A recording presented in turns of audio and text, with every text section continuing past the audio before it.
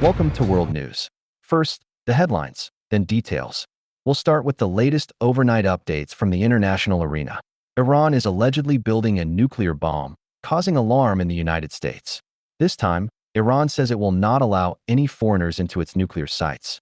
Next, U.S. President Donald Trump says Israel's operation in Gaza is war, not genocide. Meanwhile, Russia has spoken out about the U.S. nuclear threat. Also, Ukraine claims to have destroyed a Russian fighter jet. And finally, Israel, referred to as the evil wound of the Middle East, is seen as a threat to the security of the Arab world. Now the details. Iran bans nuclear site inspections by foreign bodies. The International Atomic Energy Agency, IAEA, inspectors will not be allowed to visit Iran's nuclear facilities, Tehran has announced. A senior Iranian lawmaker made it clear that no international organization will be given access to nuclear centers. Ebrahim Azizi, head of the Iranian parliament's National Security and Foreign Policy Commission, told Tasnim News on Monday that the rumors about allowing IAEA inspectors into Iran's nuclear facilities are false. He confirmed that, under parliament's law, Iran will not permit physical inspections under any circumstances. An IAEA delegation will visit Iran next week, but Azizi said their purpose will be only technical cooperation and expert discussions, not inspections. Trump. Gaza operation is war, not genocide. U.S. President Donald Trump refuses to label Israel's Gaza operation as genocide. On August 3rd, he rejected the accusation, saying the war began after Hamas attacked Israel on October 7, 2023.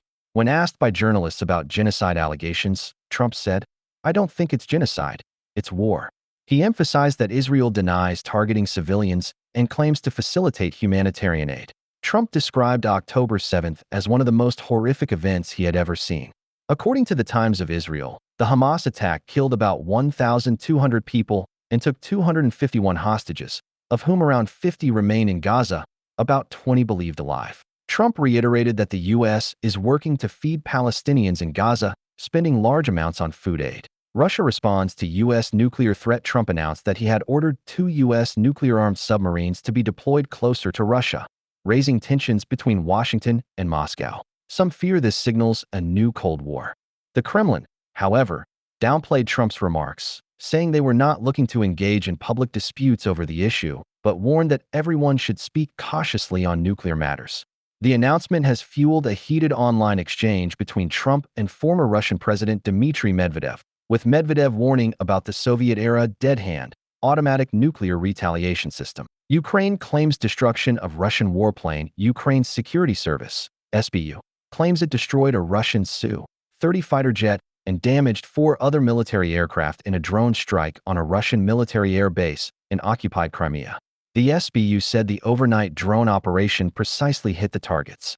Russia's defense ministry has not yet responded, but pro-Russian Telegram channels reported a drone attack on Crimea's western coast that was partially intercepted.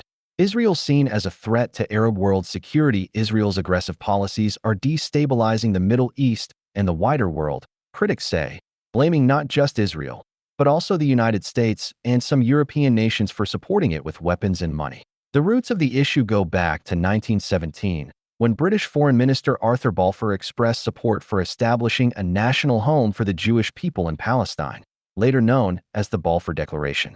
After World War I, Britain took control of Palestine, and Jewish migration increased, especially after the Holocaust during World War II. On November 29, 1947, the UN voted to partition Palestine into Jewish and Arab states. On May 14, 1948, with British backing, Israel declared independence, and U.S. President Truman immediately recognized it. From the start, Zionist forces followed Plan D, which involved forcibly expelling Palestinians from their lands. During the 1948 Arab-Israeli War, about 700,000 Palestinians were displaced, followed later by another 300,000, nearly 1 million in total, who became refugees in neighboring countries and have never been allowed to return. Palestinians mark May 15th as Nakba Day, Day of Catastrophe, every year.